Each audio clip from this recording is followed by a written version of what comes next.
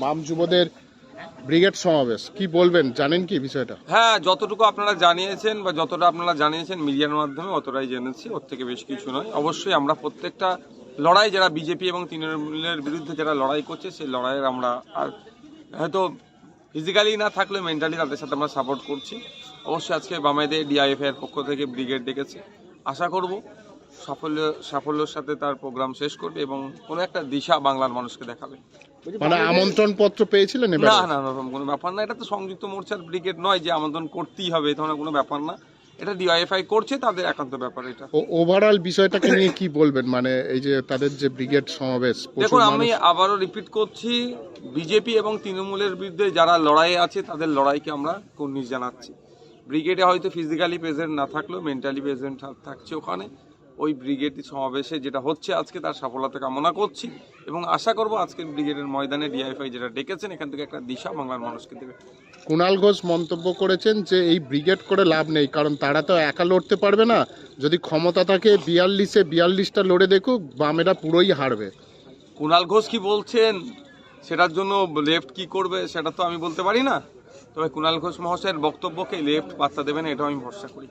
কারণ কুণাল ঘোষ মহাশয়ের past record বলছে ওনার কথার সাথে কাজের কোনো ইয়ে নাই।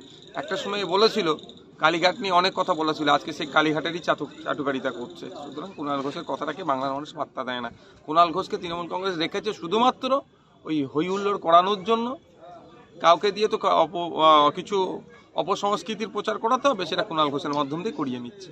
সন্দেশখালীর যে ঘটনা, শেখ শাহজাহানের বাড়ির কেয়ারটেকার যে অভিযোগ দায়ের করেছিল, তার পরিপ্রেক্ষিতে ইডির আধিকারিকদের বিরুদ্ধে মামলা রুজু করল পুলিশ। ন্যাজার থানা জামিন অযোগ্য ধারায় ইডির আধিকারিকদের বিরুদ্ধে মামলা দায়ের করেছে, কি বলবেন বিষয়টা? দেখুন, আমার সাথে হয়েছিল, আপনারা জানেন আমার গাড়িকে এমন রাফ ড্রাইভ করেছিল, আমার গাড়ির ড্রাইভারের তৎপরতার কারণে আমি প্রাণে বেঁচেছিলাম। তারপরে কি দেখলাম, যে ড্রাইভার করেছিল সে ড্রাইভার আমাদের বিরুদ্ধে মানে থানায় অভিযোগ দায়ের করলো, সেটা এফআইআর হলো। আর আমি যেটা করলাম, যেভাবে একাধিকবার আমার গাড়িকে সাইড চাপছিল এবং আমাকে ভয়ঙ্কর দুর্ঘটনার সম্মুখীন করতে চেয়েছিল, এখনো পর্যন্ত সেটা এফআইআরটুকু হয়নি। কিন্তু আমাদের এগেনস্টে যেটা করলো সেটাতে আমাকে আমার ড্রাইভারকে একাধিকবার মানে দুজনকে ডাকলো, কোর্টও গেল, সেখানে এফআইআরও হয়ে গেল, মামলা হয়ে গেল। ব্যাপারটা হচ্ছে প্রশাসন পুলিশকে দিয়ে শাসক তার দলটাকে এখানে চালাচ্ছে, যাদের মাথা ফাটালো তাদের বিরুদ্ধে এক প্রকার মামলা রুজু হয়ে গেল।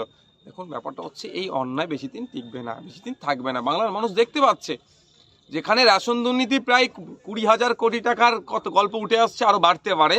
তার মধ্যে একজনের হিসাবে তার কোর্ট অর্ডার করেছে, কোর্টের অর্ডারেই ছিল, কোর্ট নির্দেশ দিয়েছে যে তদন্ত করার জন্য। সেই মোতাবেক সে তদন্ত করতে গিয়েছিল, একজনের বাড়িতে জানতে চেয়েছিল।